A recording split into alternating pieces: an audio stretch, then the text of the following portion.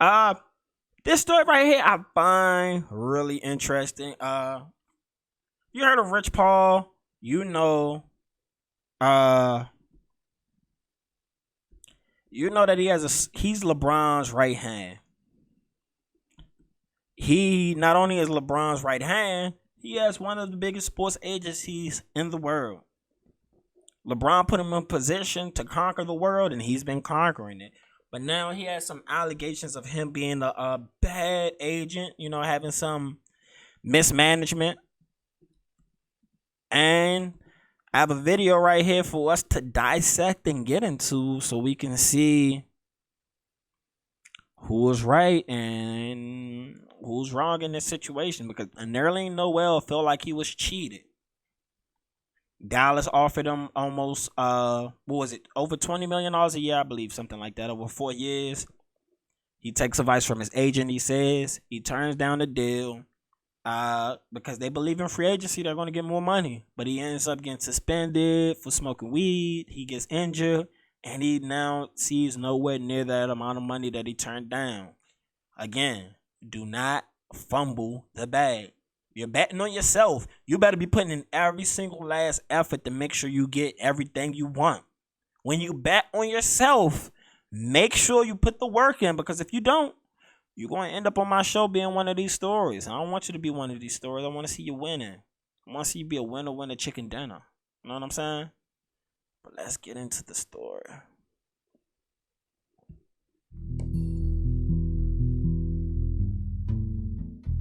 It's the summer of 2017. Nerlens Noel just rejected a 4-year, $70 million contract. Or did he? Was it really his decision? Fast forward a few years later and he files a lawsuit against his former agent, Rich Paul and Clutch Sports, claiming that they were unresponsive to teams trying to contact him. Basically, what happened was Noel claimed that Paul cost him $58 million in potential earnings. That $70 million contract was offered by the Mavs, quite a hefty one too, a huge overpay for Noel, but regardless, it was offered to him. I remember how shocked everyone was that he rejected it, considering he just averaged a mere 9 points and 6 rebounds. 9 points and 6 rebounds, and they threw the bag at that boy. If you don't take the money and run. See, it's one thing for when you're already out here doing, you out here balling. I feel like there's so many guys who can replicate those numbers you gave.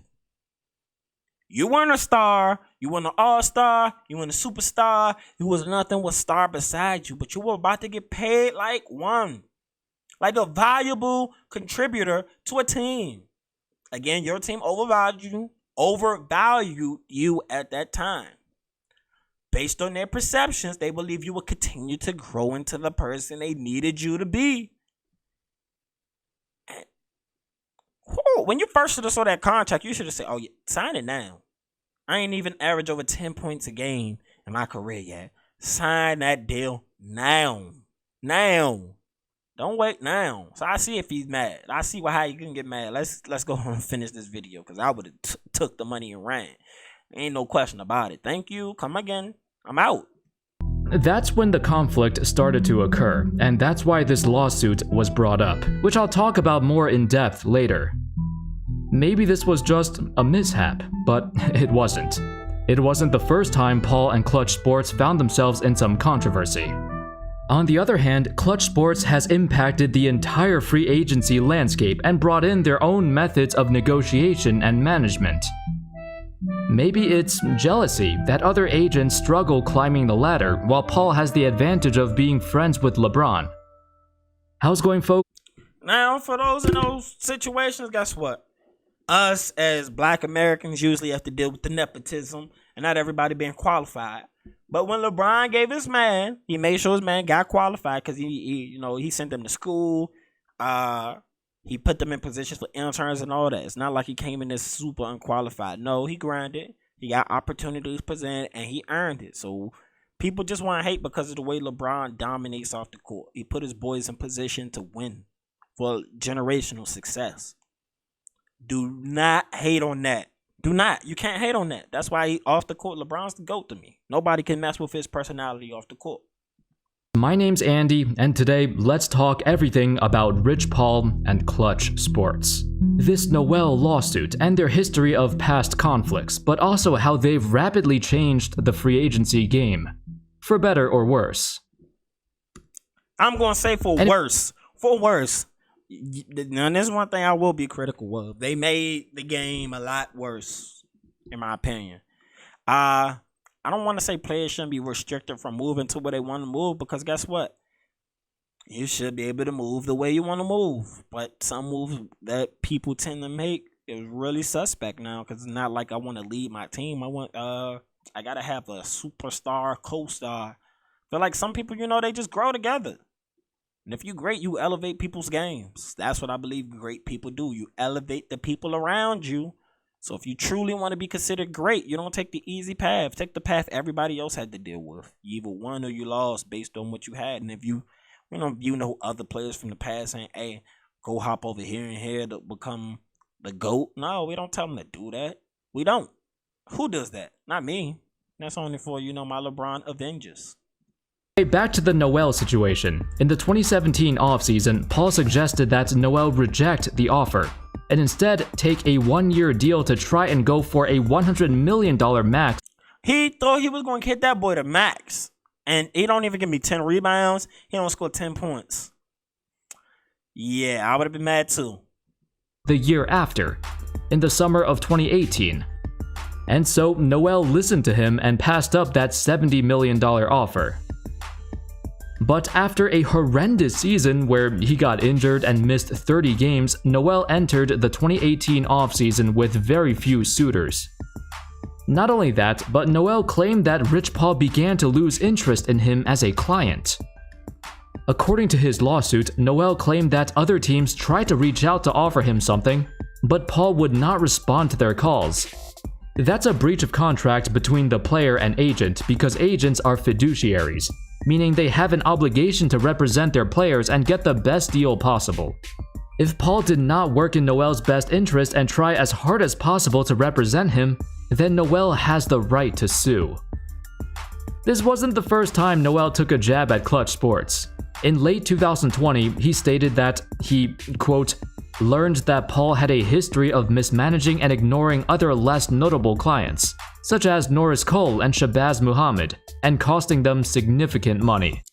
Alright, so that's interesting right there. You definitely can't do that. This is also why you have options to shop around for agents too as well, to try to find the best fit. But again, an agent is a fiduciary, meaning they have to always do their best to get the best value for you. I'm telling that boy turn on that money when he had them piss poor numbers. That is not being a fiduciary in that instance. Like, we're going to get you $100 million. What, all of a sudden he's going to lead the league in blocks? Going to start grabbing some boards? Come on, agent. Come on. It's one thing when, you have somebody who's been putting in work. They've been growing every single year. I.e. when Gilbert turned down his money with Golden State. Gilbert had been growing every single year. He's been building and building and building. And now he's at the point where it's time for him to get paid. I can either take this short bag or bet on myself when I can show I've grown every single year. In that instance, Gilbert Arenas made the smartest decision on betting on himself and coming to the Wizards.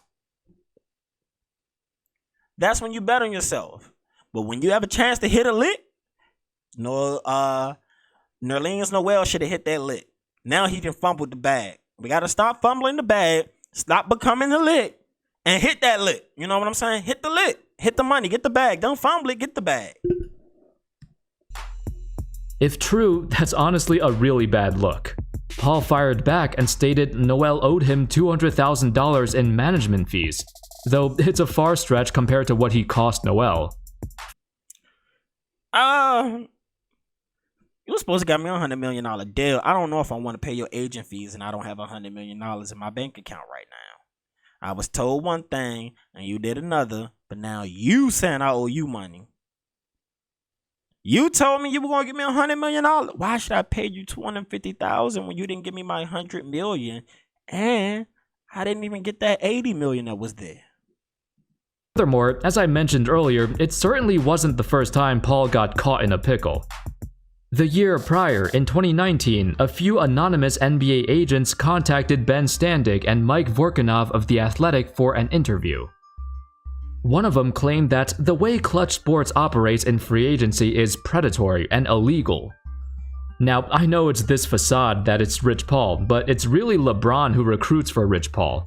LeBron has leveraged his popularity with young players by seducing them for Clutch, and it's not serving all the players well. But for the players that are suffering, there's no repercussion. All right, so I would also want to see some facts behind that from other agents coming out saying that, because they could be hating.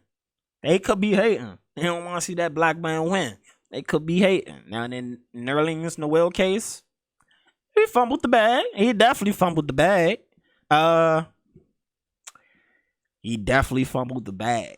They should have like some type of insurance policy to guarantee, like they do in the NFL. I'm pretty sure they got that in for basketball. He should have took out an insurance policy to make sure he makes up for the money he missed if he was to get injured.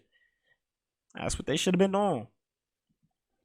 And you have to call out the players' union. They should be meeting with Rich Paul saying, "What happened here? What happened here?" If Rich Paul were a lawyer, he'd be disbarred 5 times. Ben Simmons, Darius Garland. You can seduce them, but you can't service them all, at that level with what they say they're doing. Nerlens Noel, Norris Cole, Shabazz Muhammad, they lost $80 million in Detroit. This is I don't know about the Shabazz Muhammad stuff. I'm gonna have to look into that, but I don't know about him losing money because I've never seen Shabazz really, turn it on like that. I mean, of course, Nerlens never turned it on like that, but he also had the money that he lost. But I don't remember Shabazz Muhammad being offered that money. I'm gonna have to look into that. You know what I'm saying? real talk. Normally, you should consider these quotes with a grain of salt, since it was another agent who made these comments. He could just be trying to get more clients and more business for himself by spewing out lies. However, because we know that even some players came out to speak negatively of Clutch, it's likely that this is true. Plus, it's rare to see players talk badly about their agents to begin with, so to have all these people talk about their bad experiences with them, maybe it's not a... Could it also be that the guys who are underperforming are looking at their agent like it's your fault? All the guys complaining usually the ones who've been underperforming stars. You know what I'm saying? They were expected to do more and they didn't. That's not kind of not on your agent what you do on the court or what you do in the practice or any of that. The agent's supposed to get you the best deal. Now, and if he made you fumble and miss money, that is his fault. But if you're not doing the production and the work on the court, that's your fault. Coincidence. As Rich Paul and Clutch Sports rapidly expanded over the years, their growth as a sports agency is unprecedented. They even started expanding to other sports, like baseball. Alex Bregman of the Houston Astros was represented by Title Sports Group, but his agency was bought out by Clutch. For a brief time, Bregman was represented by Clutch, but shortly after, Clutch announced they were doing a documentary series about the Astros sign-stealing scandal. Now that's burnt out. I'm a Yankees fan. Shout out to my Yankees. And that's crazy. So I don't know if you know about the Houston Astros scandal. They cheated. They are cheaters. Cheaters. Cheater, pumpkin eaters. I hope that's not offensive. A lot of them little slogans and childhood things that we learned, you go look up the history like, man, that shit came from something racist. Damn you, white supremacy. Y'all had a stranglehold on the amount of racism and y'all pushed into childhood shit. It's so easy to correct kids when, you negatively affect their psychology that way. But I don't want to digress. The Houston Astros were big time cheaters. And I was actually inside the club one time. I'm supposed to be partying as I watch Chapman throw to Altuve, if I'm not mistaken. And Altuve hits the home run to send the Astros to the World Series. Could have cried right there. My heart hit the bottom of my stomach just so fast with one swing that we found out they were cheating on. Breaks my heart. You know what I'm saying? As a Yankees fan. So close to a championship. So close. And that was like Aaron Judge's rookie year, I believe. Should have been MVP. I believe Altuve won MVP that year. He should have been MVP. He didn't have none of the manufactured cheating shit around him. But, you know, that's a whole different story right there. This made it quite an uncomfortable situation because Bregman still played for the Astros, so he cut ties with Clutch. Another situation in 2019 where the NCAA considered new regulations to require agents to have at least a bachelor's degree, that quickly got shut down. Alright, that is kind of BS. Again, when the black man gets here and he starts running shit, now we need new requirements. Now we gotta change the rules to the game. Shut the fuck up. I hate that. I hate y'all. I hate y'all when y'all do that. Y'all don't even want an equal playing field. You don't believe in capitalism. You believe in socialism for the people you want it for.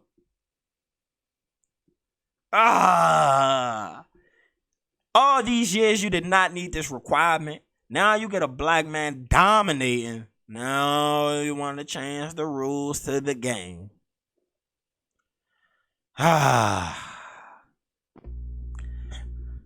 Whoo. Crazy. Paul, who dropped out of college in his freshman year, was quite vocal about this, saying that this rule would disadvantage those who are underprivileged and cannot afford to go to college, specifically among people of color where the wealth disparity is quite high. It was even coined the Rich Paul rule, as the media believed it was specifically targeted towards him. Sounds like it's targeted towards him. I've never seen a group of agents come out and do like hit pieces on Drew Rosenhaus or Drew Rosenhaus is just a name that is it Scott Boras? I don't see any hit pieces about those people, and they dominate and they definitely manipulate everything around their industries. But again, of course, it's a double standard for the black man. Rich, I'm riding with you with all the other shit they coming at you with, but you know, you did definitely have that boy fumble the bag. I'm riding with you so far. Like, come on. I'm riding with you. If your niggas underperform, that's kind of their fault. They need to do production on the court so you can give them the best deal, but don't tell them to fumble the bag when they hit the lick. That's your fault. Stop him from talking to college players. It happened after the incident with Darius Baisley, whom Paul convinced not to go to Syracuse and instead accept a $1 million internship with New Balance. That was smart. NCAA makes money off the backs of black athletes. A ton of black athletes. And even if you're not a star, you contribute so much to the value brought in from athletics. Most of the bodies are replaceable. That is true. That is true. So if you're in a position to make $1 million and still, because he finessed. I believe he went to the G League after this. He definitely finessed. But if I'm able to get $1 million from New Balance, I'm going to go take that $1 million from New Balance. I mean, shit, I can go back to college whenever I want after I get my $1 million. I can afford college myself then. But y'all want me to be in the dorm rooms eating noodles? Rich, I'm 100% riding with you so far in this story, minus fumbling the bag for Noel. I'm 100% behind you because it just sounds like they're hating on the black man in this case right now. And then immediately joined the G League. To be fair, the NCAA was probably just pissed off that they couldn't get a high caliber player and, you know, generate revenue for the league. I'm with Paul on this one. So, with all this being said, what exactly separates Clutch Sports from other agencies? What are they doing differently that's making them so successful? In addition to what was mentioned earlier about, you know, having connections to LeBron, when Rich Paul founded Clutch Sports in 2012, he had one goal: to empower the players. For a long time, NBA players, even superstars, had a very little influence on the upper management of the teams they played for. While many of them earn boatloads of money, they're not in control of their own destiny. However, after Paul witnessed LeBron's decision in 2010, he heard all the stuff the media said about him. We all know it was kinda egotistical of LeBron to film a 1-hour-long TV show just to announce his free agency decision. And I'd say it's okay to criticize. Definitely was rightly so criticized, because I would never agree with the decision. I will never agree with the decision. Never, ever, ever, ever, ever, ever, ever, ever, ever would I tell the person who's the best at what they do to go join other people who aren't the best at what they do. They good. Wade is one of the greatest players I've seen play. But I would not leave my team to win the championship on another man's team when I want to be the best. It's like KD. He won championships on Steph Curry's team. On Steph's team. He didn't win on his team. He went on Steph's team. Should I really consider his rings the same? Nah, I won't do it. I won't do it. Some people will, but I won't. I won't. I won't. Him for that, but what drove Paul over the edge was comments like this from Bill Simmons. I blame the lack of a father figure in his life. Really? Did he? Ooh, Bill Simmons, boy. I have love for you, my guy. But what do you mean saying you blame the lack of a father figure in his life? Hey, some comments you keep to yourself, even if you feel it, because again, you're right now. You're in the same boat as Shakari. Now you're coming off, really bad. You're coming off really bad saying that quote. I love you, Bill Simmons. Well, I mean, I don't know you personally. I like your work. I love the work you've put together.